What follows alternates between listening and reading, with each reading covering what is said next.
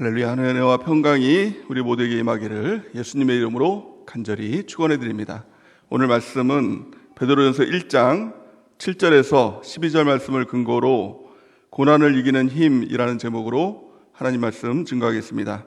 고난을 이기는 산소망, 베드로전서 강의 네 번째 시간입니다. 우리가 베드로전서 말씀을 통해서 하나님의 은혜를 받고 있습니다. 베드로전서 말씀의 가장 핵심적인 단어 중에 하나는 고난입니다. 그리스도인으로서 고난의 문제를 어떻게 바라볼 것인가, 여기에 초점이 맞춰져 있는 것입니다. 우리가 예수님을 믿으면서 고난이라는 단어를 생각할 때 또 여러 가지로 해석을 합니다. 예수님을 잘 믿으면 고난이 없을 거야. 때로는 나에게 고난이 다가올 때 내가 예수님을 잘 못 믿어서 그런가? 지난 주일에 내가 예배를 빠져먹고 놀러가서 나에게 고난이 생기는 걸까? 또 기도를 열심히 안 해서 고난이 생기는 걸까? 때로 자책을 하기도 하죠. 그리고 누군가에게 상담을 할 때 어려움을 당하고 고난을 당하는 사람들을 상담할 때 때로는 이런 이야기를 하기도 합니다. 기도 더 열심히 해야 돼. 그러면 고난을 안 만나. 고난을 비껴갈 수 있어. 이렇게 또 상담을 하기도 하죠. 그러나 성경은 그렇게 이야기를 하고 있지 않습니다. 고난은 누구에게나 다 찾아오는 고난이다 하는 것입니다. 예수님을 잘 믿어도, 기도를 열심히 해도, 또 예배를 잘 드려도 고난은 찾아오게 된다는 겁니다. 그럼 또 실망할 사람도 있는 거죠. 예수님 이렇게 잘 믿어도 고난이 오면 내가 왜 구태여 신앙생활을 하고 이렇게 예배를 드리고 기도를 열심히 해, 이제 안 해도 되겠다, 이런 생각도 가질 사람도 있을 것입니다. 그렇다면 그리스도인의 능력이 뭘까요? 예수님을 믿으면 고난도 없어야지, 다 좋은 일만 있어야지, 이게 그리스도인의 능력이 아니라는 겁니다. 그럼 그리스도인의 능력이 뭘까요? 고난을 이기는 게 그리스도인의 능력입니다. 이게 더 큰 능력이죠. 고난은 누구에게나 다 찾아옵니다. 예를 들어서 제가 일주일에 한 번씩 대전에 가서 이제 공부를 열심히 또 하고 있는데요. 대전을 이렇게 고속도로로 가다 보면 터널을 만납니다. 근데 어느 날 그 터널이 너무 싫어가지고 하나님께 열심히 기도를 합니다. 하나님, 오늘은 대전에 가는데 터널을 안 만날 수 있도록 하나님 도와주시옵소서. 금식하고 기도하고 하나님께 때를 쓰며 기도를 합니다. 그 기도가 응답이 될까요? 절대 응답이 되지 않는 기도이죠. 우리의 신앙도 마찬가지입니다. 우리의 신앙을 길로 표현을 합니다. 신앙의 길을 갈 때 하나님 절대로 고난이라는 것을 만나지 않도록 하나님 도와주시옵소서. 이렇게 기도를 해도 그 기도는 절대로 응답이 되지 않습니다. 금식해서 기도해도, 다니엘 기도해도, 21일 동안 기도를 해도 그 기도는 응답이 되지 않는 것입니다. 하나님의 뜻은 무엇일까요? 고난은 반드시 찾아오게 되는데 그리스도인으로서 어떻게 그 고난에 맞설 것인가, 그 고난을 뛰어넘을 것인가 하는 것입니다. 신앙의 선조들을 보면 많은 고난들을 만났죠. 근데 그들의 특징은 고난을 안 만난 것이 아니라 고난을 이기는 하나님의 능력 가운데 넉넉히 승리하게 되었다라고 성경은 말씀하고 있는 것입니다. 베드로전서의 말씀도 핵심도 그것이죠. 고난을 이겨라는 것이에요. 고난은 찾아올 텐데 그 고난을 이길 때 마침내 하나님의 영광이 있고 또 마침내 영혼의 구원이 있다라고 말씀하고 있는 것입니다. 그리스도의 능력은 믿음입니다. 믿음을 통해서 그 모든 것을 이길 수 있다는 것이죠. 오늘 본 말씀은 이렇게 말씀합니다. 7절 말씀 같이 한번 읽어보겠습니다. 시작. 너희 믿음의 확실함은 불로 연단하여도 없어질 금보다 더 귀하여 예수 그리스도께서 나타나실 때에 칭찬과 영광과 존귀를 얻게 할 것이니라. 아멘. 믿음의 확실함, 이것이 그리스도의 능력이 되는 것입니다. 고난을 뛰어넘는 힘이 된다는 것입니다. 그 결국이 무엇입니까? 9절 보니까 믿음의 결국 곧 영혼의 구원을 받음이라 라고 이렇게 말씀하고 있는 것입니다. 믿음을 통해서 우리는 결국 영혼의 구원을 받게 된다라는 것입니다. 또 이 믿음과 함께 반드시 따라오는 것이 있습니다. 그것이 바로 기쁨입니다. 즐거움입니다. 어떤 고난이 와도, 어떤 어려움이 와도 기쁨이 있는 것입니다. 참 신기한 기쁨이 있는 것이죠. 다른 사람들이 보면 너 정말 큰일 났다, 죽게 됐다, 어떡하냐. 그런데요, 내 마음 가운데는 말할 수 없는 그 기쁨이 있는 것입니다. 오늘 본 말씀은 이렇게 말씀하고 있습니다. 8절 우리 같이 한번 읽어보겠습니다. 시작. 예수를 너희가 보지 못하였으나 사랑하는도다. 이제도 보지 못하나 믿고 말할 수 없는 영광스러운 즐거움으로 기뻐하나니. 아멘. 우리 믿음이 있으면 어떤 일이 다가와도 확실한 믿음을 갖고 있으면 기쁨이 있고 즐거움이 있고, 그래서 그것을 이길 수 있다는 겁니다. 어려움이 다가오면 그 어려움 어떻게 눈물로 가지, 어려움으로 가지, 억지로 가지, 아니라는 것입니다. 기쁨이 부어지는 것이죠. 초대교회 교인들은 참 예수님을 믿는 것으로 많은 핍박을 받았지 않습니까? 어려움을 당했죠. 막 말로 형용할 수 없는 막 그런 고난도 당했죠. 또 다 죽기도 하고. 근데 그들을 보면서 저들 정말 불쌍하다 이렇게 생각을 안 합니다. 왜냐하면 그들에겐 근원적인 그 기쁨이 있었다는 겁니다. 주님과 함께하는 그 기쁨, 그것이 있으니까 그 모든 것을 다 뛰어넘고 넉넉한 승리를 할 수 있었다는 겁니다. 우리도 점검해 봐야 됩니다. 예수님을 믿으면서 때로는 고난을 만나면서 그 믿음이 있냐는 것입니다. 확실한 믿음, 믿음의 확실성이 있냐는 것입니다. 다르게 말하면 우리 안에 그 기쁨이 있냐는 것입니다. 그것을 점검하는 것입니다. 또 만약에 그것이 없다면 우리가 믿음을 구하고 그 믿음 안에서 기쁨에 충만한 삶을 살아가는 은혜가 있길 바랍니다. 그러면 세상이 감당하지 못하는 사람이 된다는 것입니다. 마귀는 고난을 통해서 때로 우리를 무너뜨리기 위해서 도전합니다. 그런데요, 그 근원적인 기쁨이 있으면 세상이 감당하지 못하는, 마귀를 이기는, 세상을 이기는 놀라운 능력 가운데 나갈 수가 있게 된다는 것입니다. 그런데 그 믿음을 어떻게 우리가 얻을 수 있을까요? 그 믿음은 내 안에서 생겨나는 믿음이 아닙니다. 내 노력으로 믿음 가져야지, 노력으로 생겨나는 것이 아니라 예수님의 믿음을 우리 가운데 주실 때, 예수님의 믿음이 우리 가운데 작동할 때 나타나는 놀라운 하나님의 역사인 것입니다. 그러기에 가장 중요한 건 한 가지가 있습니다. 그 주님께 붙어있는 것입니다. 성경은 이렇게 말씀하죠. 요한복음 15장 5절에서 6절 우리 같이 한번 읽어보겠습니다. 시작. 너희는 가지라. 그가 내 안에, 내가 그 안에 거하면 사람이 열매를 많이 맺나니 나를 떠나서는 너희가 아무것도 할 수 없음이라. 사람이 내 안에 거하지 아니하면 가지처럼 밖에 버려져 마르나니 사람들이 그것을 모아다가 불에 던져 사르느니라. 아멘. 우리가 확실한 믿음을 갖기 위해서 필요한 한 가지는 주님께 붙어있는 것입니다. 주님의 말씀인 성경에 붙어있는 것입니다. 또 주님의 영인 성령 하나님께 붙어있는 것이죠. 주님의 몸된 교회에 붙어있는 것, 그것이 생명력이라고 이야기를 합니다. 그리스도의 능력은, 믿음의 확실함은 생명력인 것입니다. 그 생명력을 가질 때 결국 주님께서 주시기 원하시는 것은 무엇입니까? 요한복음 15장 11절 우리 같이 읽겠습니다. 시작. 내가 이것을 너희에게 이름은 내 기쁨이 너희 안에 있어 너희의 기쁨을 충만하게 하려 함이라. 아멘. 그 생명력을 가질 때, 믿음의 확실성을 가질 때 예수님의 기쁨이 우리의 기쁨이 되어서 그 기쁨의 충만함으로 승리할 수 있는 삶을 살게 된다는 것입니다. 사도행전에 보면 이 사도들이 많은 핍박을 당합니다. 복음을 증거하는 이유로 이유 없이 끌려가서 매를 맞고 또 감옥에 갇히기도 합니다.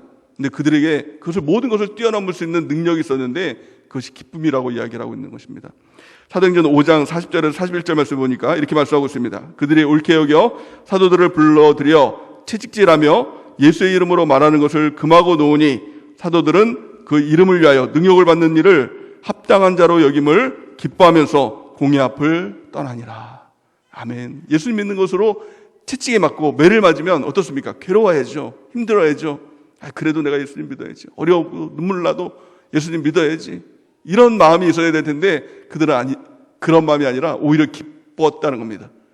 주님의 기쁨으로, 천국의 기쁨으로 그 안에 충만했다라고 말씀하고 있는 것입니다. 조나단 에드워드라는 사람이 이런 얘기를 했습니다. 물과 성령으로 거듭난 사람에게는 두 가지 본성이 나타나게 되는데 가장 첫 번째 본성은 하나님을 사랑하는 본성이 생긴다. 본능이 생긴다. 두 번째 본능은 하나님을 사랑하는 것과 함께 예수님 안에서 기뻐하는 것이라고 이야기했습니다. 두 가지입니다. 우리가 물과 성령으로 거듭났습니까? 그때 우리 가운데 두 가지 본능이 생기는 것입니다. 어떠한 일이 있어도 하나님을 사랑합니다. 내가 하나님을 사랑합니다.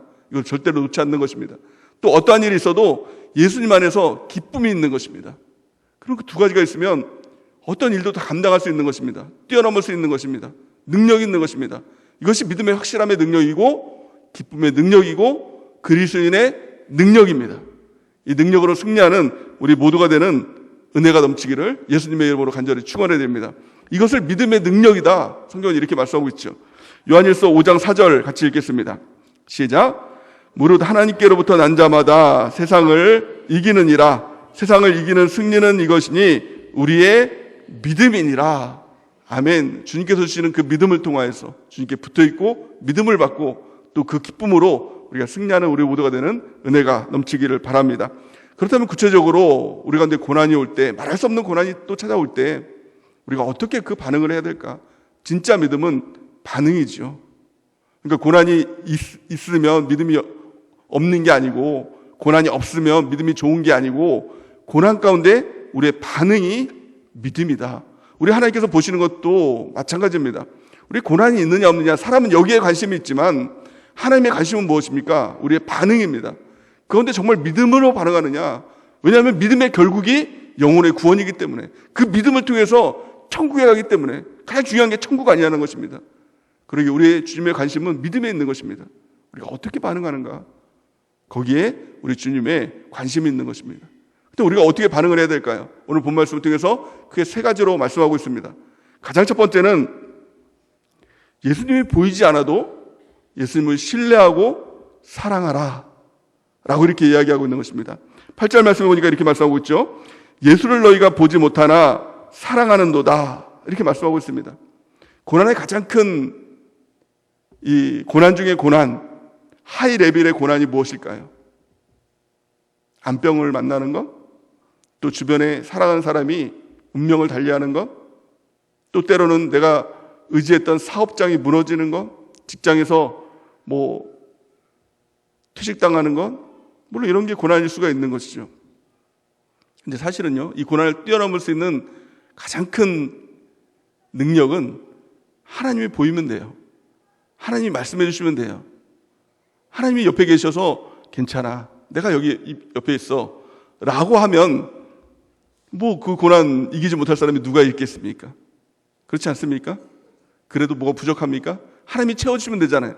근데 문제는 뭐냐면 하나님이 안 보이는 거예요. 너무 큰 고난을 당했는데 하늘이 다 무너졌는데 하나님이 없는 거예요. 그럼 우리가 종종 뭐라고 얘기합니까? 하나님 앞에, 하나님 도대체 어디에 계십니까? 하나님 도대체 왜 나한테 이렇게 하십니까? 라고 이렇게 하나님께 따질 때가 있잖아요. 이게 가장 하이 레벨의 고난이에요. 그런데요, 진짜 믿음은 여기서 나타납니다. 하나님이 보이지 않는데, 예수님이 보이지 않는데 예수님을 사랑하는 겁니다. 예수님을 신뢰하는 것입니다. 나는 주님이 보이지 않지만, 나는 주님이 느껴지지 않지만 그래도 하나님 아시지요. 하나님 나를 보시지요. 그래도 하나님 나를 사랑하시죠. 이 마음으로 주님을 신뢰하고 하나님을 사랑하는 것, 이게 진짜 믿음입니다. 진짜 믿음의 성숙을 이뤄나가게 되는 것입니다. 정말 여러분들 하늘이 무너지는 그런 슬픔을 경험해 보셨습니까? 그런 고난을 겪어보셨습니까? 그럴 때 하나님께 깊이 기도해 보셨습니까? 그럴 때 하나님의 응답은 어떤 응답이었습니까? 저는 하나님께서 이렇게 말씀하시던데요, 내가 알고 있다. 어떻게 보면 대단한 것 같지 않잖아요. 당연히 하나님 알고 계시지. 하나님 모르실 리 없으시지. 천지를 만드시고 모든 데 다 편만하게 계신 하나님이 모르실 리가 없지. 근데 하나님은 너무 당연한 얘기를 하세요. 내가 알고 있다. 내가 보고 있다. 근데 참 놀라운 것은 그러면 되는 겁니다. 그러면 되잖아요. 하나님이 알고 계시고 보고 계시면 되는 것 아닙니까? 그 마음의 평강, 기쁨이 넘치게 되는 것입니다. 그런데요, 그것을 우리가 아는 것, 이것이 너무 중요한 것입니다. 하나님이 보이지 않아도, 예수님이 보이지 않아도 주님을 사랑하고 주님을 신뢰하는 것, 이것이 진짜 믿음입니다. 우리 그 은혜 가운데 나가는 귀한 축복이 있길 바랍니다. 이것이 바로 욥의 믿음이었습니다. 욥기의 가장 핵심이 무엇입니까? 욥이 고난을 당한 것, 아들을 다 잃어버린 것, 재산을 다 잃어버린 것, 그에게 몸에 병이 생긴 것, 그것이 아니었습니다. 가장 그 욥기의 핵심은 욥의 반응이었어요. 욥에게 있어서 가장 큰 시험거리는 뭐였을까요? 가장 큰 고난이 무엇이었을까요? 재산을 다 잃어버렸는데, 아들은 다 죽었는데, 내 몸에 병이 나서 어쩔 줄 모르겠는데 주님이 보이지 않는 겁니다. 앞으로 가도 보이지 않고 옆으로 가도 보이지 않고. 근데 욥의 고백이 무엇이었습니까? 우리 같이 한번 읽어보겠습니다. 욥기 23장 9절에서 10절 같이 한번 읽어보겠습니다. 시작.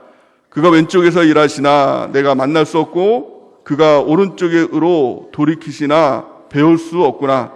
그러나 내가 가는 길을 그가 아시나니 그가 나를 단련하신 후에는 내가 순금같이 되어 나오리라. 아멘. 이 믿음만 있으면 된다는 것입니다. 여러분들 이 믿음으로 승리하는 은혜가 있길 바랍니다. 주가 나를 아신다. 주님은 보이지 않지만 주님은 나를 보고 계시다. 또 나를 죽이기 위해서 이 고난이 있는 것이 아니라 나를 단련하시기 위해서. 단련이 무엇입니까? 내 안에 있는 노폐물들, 더러운 것들 다 끊어내고 순금 만들어주기 위해서 하나님께서 이 길로 걸어가게 하신다 하는 것입니다. 물론 죄로 인해서 당하는 고난이 있습니다. 근데 하나님께서 주시는 이 고난은 죄로 인한 처벌이 아니라 그 죄를 끊어내기 위한 하나님의 인도하심이라는 것입니다. 이것을 안다면 그 길을 걸어가면서 회개할 수 있겠죠. 주님을 바라볼 수 있겠죠. 순금되어 나갈 수 있겠죠. 이것이 바로 믿음인 것입니다. 예수님이 보이지 않으나 예수님을 사랑하고 예수님을 신뢰하는 진짜 믿음의 사람들은 은혜가 있길 바랍니다. 진짜 믿음은 좋을 때 생겨나지 않습니다. 하나님께 나에게 다 주실 때 절대 그 생겨나는 것이 진짜 믿음이 아니라 아무것도 없을 때, 날이 어두워갈 때, 빈손으로 걸을 때, 그때가 정말 주님을 만날 때이고 내 믿음이 증명될 때이고 또 주님의 역사, 기적이 나타날 때라는 것입니다.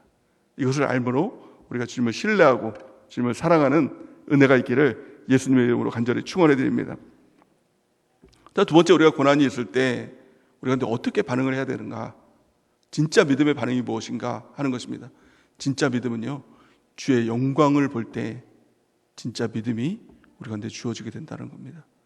영광은 이 땅 위에서의 영광이 아닙니다. 내가 예수님 믿고 뭘 얻고 되고 잘 되고 이게 영광이 아니라 하늘로부터 부어주시는 그 영광이 있다라고 오늘 본 말씀은 이렇게 말씀하고 있죠. 8절 보니까 예수를 너희가 보지 못하였으나 사랑하는도다. 이제도 보지 못하나 믿고 말할 수 없는 영광스러운 즐거움으로 기뻐하니 이렇게 말씀합니다.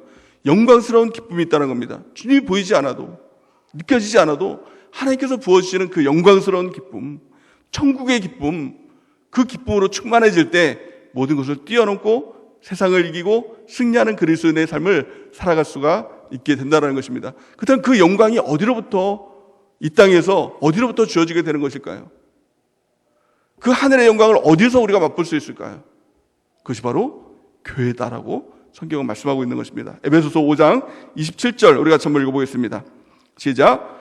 자기 앞에 영광스러운 교회로 세우사 티나 주름 잡힌 것이나 이런 것들이 없이 거룩하고 흠이 없게 하려 하심이니라. 아멘. 하나님께서 영광스러운 교회로 세우셨다는 것입니다. 그 영광, 하늘의 기쁨을 교회에 위임하셨다는 겁니다.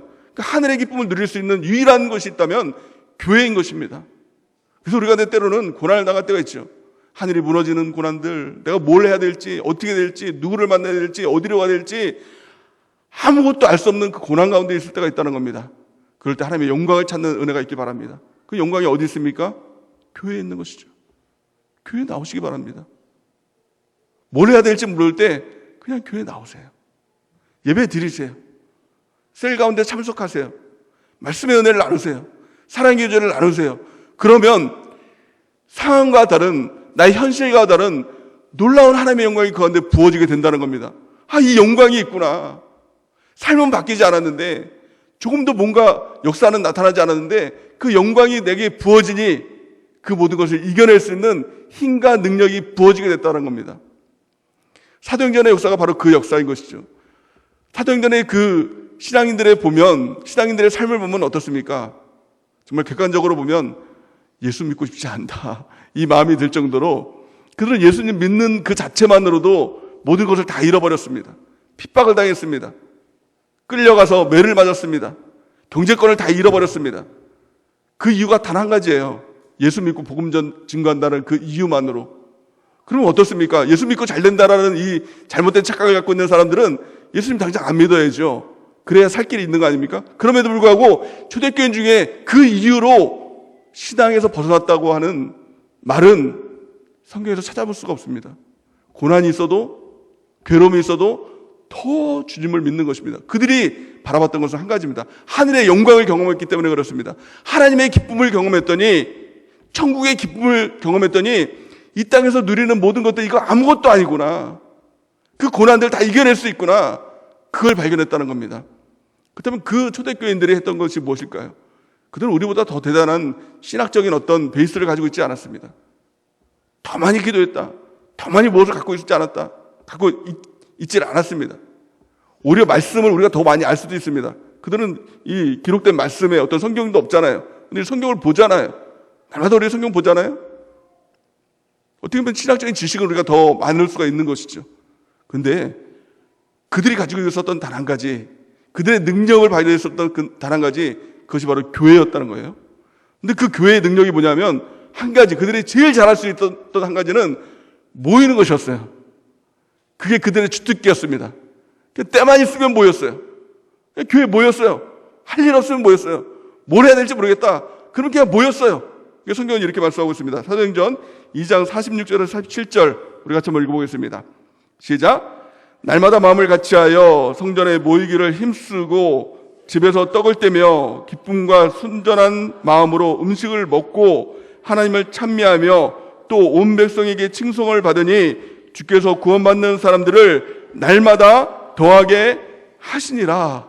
아멘. 여기 보니까 뭐 대단한 일을 했다고 얘기하고 있지 않아요. 그들이 뭐 대단한 신학 공부를 하고 뭐 대단한 뭐 선교를 하고 뭐 목회를 하고 뭐 봉사를 했다 이런 말들이 나오지 않아요. 날마다 모였다는 겁니다.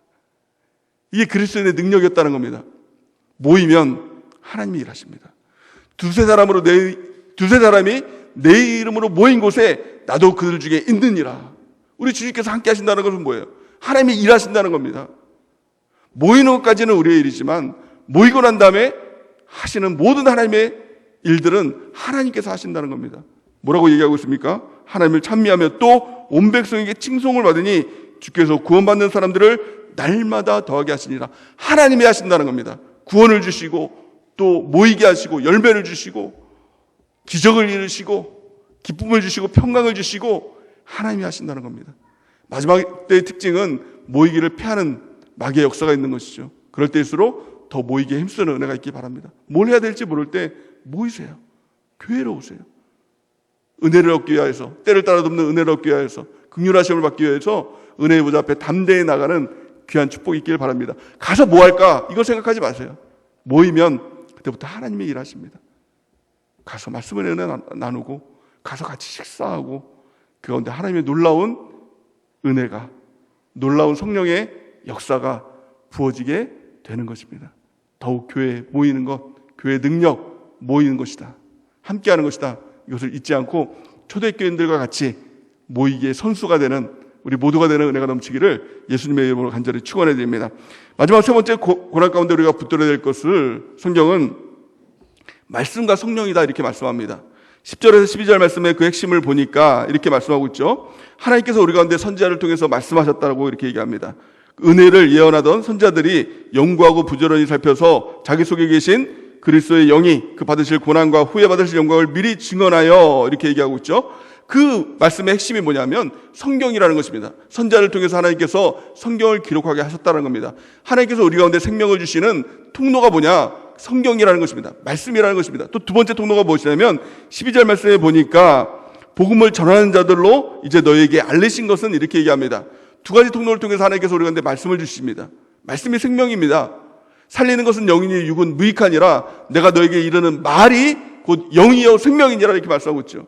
우리가 죽어갈 때 생명력이 없을 때 말씀을 읽고 말씀을 들으면 살아나게 되는 것입니다. 말씀 들으세요. 말씀 읽으세요. 이것이 우리가 살 길인 것입니다. 고난이 있을 때, 어려움이 있을 때 약간은 좀 뚱딴지 같지만 말씀 보세요. 뭐 하려고 하지 말고 말씀 보세요. 말씀 볼 힘도 없으면 말씀 들으세요. 이 두 가지를 통해서 하나님께서 생명을 공급해 주시는 것입니다. 구약성경에 보면 이것을 루하의 생명, 하나님의 영의 호흡 이렇게 말씀하고 있는 것이죠. 이것을 우리가 받아야 사는 것입니다. 사람은 다 죽을 수밖에 없는 존재이죠. 하지만 영적인 생명을 받아야 살아날 수가 있는 것입니다. 근데 그 말씀을 주시는 분이 누구냐? 그분이 바로 성령이라는 것입니다. 우리는 다 말씀을 듣지 않는 습관을 갖고 있습니다. 육적인 습관은 말씀을 듣고 싶어 하지 않는 것이 육의 본성입니다. 그 본성을 깨뜨려 주시는 분이 누구냐면 성령인 것입니다. 성령의 충만함을 주세요 라고 기도할 때 성령의 충만함은 어떤 감정적인 그런 상태를 얘기하는 것이 아니라 성령의 충만함이 임하면 어떤 일들이 일어나고 나느냐? 말씀 봐야지 이 마음이 생깁니다. 말씀 읽어야지. 또 성령의 충만함이 하지 않으면 말씀을 읽어도 깨달아지지 않습니다. 근데 말씀이 달아요. 깨달아져요. 지금 나에게 주시는 말씀이구나. 이것이 깨달아진다는 것입니다. 말씀 듣는 것도 마찬가지입니다. 성령이 우리한테 임하면 나타나는 특징, 주님의 말씀을 들어야지. 말씀을 듣게 된다는 것입니다. 마찬가지로 성령이 임하면 나타나는 특징, 말씀을 전하는 자에게 하나님 말씀을 증거할 수 있는 힘과 능력을 부어주게 된다는 것입니다. 말씀을 전하는 것도 성령의 역사이고, 말씀을 듣는 것도 성령의 역사이고, 깨닫고 행하는 것도 성령의 역사인 것입니다. 그러게 우리가 해야 될 것은 무엇입니까? 생명을 잃어버렸을 때, 정말 뭘 해야 될지도 모를 때, 죽을 것 같을 때 해야 될 것, 하나님의 말씀을 보고 말씀을 읽고 무엇보다도 성령 하나님을 의지하는 우리 모두가 되는 은혜가 넘치기를 바랍니다. 요한계시록 1장 3절의 말씀을 보면 이렇게 말씀하고 있죠. 우리 같이 한번 읽어보겠습니다. 시작. 이 예언의 말씀을 읽는 자와 듣는 자와 그 가운데 기록한 것을 지키는 자는 복이 있나니 때가 가까움이니라. 아멘. 이 예언의 말씀, 성경을 읽고 또 설교 말씀, 복음 전하는 자의 말씀을 듣고 그 말씀을 지켜 행하는 자, 이 사람이 복 있는 사람입니다. 이 복이 무엇입니까? 생명입니다. 놀라운 생명이죠. 예수님 믿고 우리가 거듭났다는 것은 생명을 얻었다는 것입니다. 그러기에 세상과 교회의 가장 큰 차이가 뭘까요? 세상 사람과 그리스도인의 가장 큰 차이가 뭘까요? 말씀드렸잖아요. 생명이라고요. 생명이에요. 세상 사람들도 고난을 당합니다. 근데 그들에게는 생명이 없습니다. 그래서요, 이 생명이라는 차이는 어떤 차이냐면, 이 요한복음 15장 말씀처럼 이 포도나무에 붙어 있는 가지, 이 가지가 생명이 있다고 말씀하고 있지 않습니까? 생명 있는 가지에게는 비를 맞고 바람을 맞고 또 때로 끊임없는 뜨거운 태양을 맞을 때 어떻습니까? 그거를 통해서 자라나게 됩니다. 생명 없는 가지는 어떤 가지입니까? 포도나무로부터 떨어진 가지죠. 비가 내리고, 오늘처럼 비가 내리고 바람이 불고 그러면 어떻습니까? 썩게 되는 것입니다. 똑같은 고난이 생명이 없으면 썩게 만들지만 똑같은 고난이 생명이 있으면 그걸 통해서 자라나게 만들고 영화롭게 만들고 열매 맺게 만든다는 것입니다. 우리에게 생명이 있습니까? 우리가 오늘 예배를 통해서, 이 기도회를 통해서 내 안에 생명이 있는가? 나는 주님께 붙어 있는가? 말씀에 붙어 있는가? 성령에 붙어 있는가? 또 교회에 붙어 있는가? 우리가 점검하고 주님께 더 붙어 있는 은혜가 있길 바랍니다. 때로 우리가 고난이 있을 때 우리가 해야 될 가장 첫 번째, 그럼에도 불구하고 나는 주님을 사랑합니다. 이 마음을 갖고, 그럼에도 불구하고 나는 주님을 신뢰합니다. 이 마음을 갖고 주님을 더 사랑하는 우리 모두가 되는 은혜가 넘치기를 바랍니다. 또 두 번째, 하나님의 영광이 필요하구나. 그 영광을 얻기 위해서 해야 될 것, 교회 가야 되겠구나. 이것만 생각하면 됩니다. 어려움이 있을 때, 괴로움이 있을 때 뭘 해야 될지 모를 때, 여행이라도 떠날까? 영화라도 보면서 리프레시 할까? 사람 만날까? 이러면 망합니다. 그럴 때 교회 가야겠구나. 셀로 가야 되겠구나. 그러면 하나님의 영광을 봅니다. 그러면 살아날 수가 있게 된다는 것입니다. 세 번째, 말씀 봐야 되겠구나. 근데 말씀이, 그 고난이 너무 크면 말씀을 못 보죠. 안 들리죠. 그러기에 성령을 구하는 것입니다. 성령님, 말씀 읽고 싶습니다.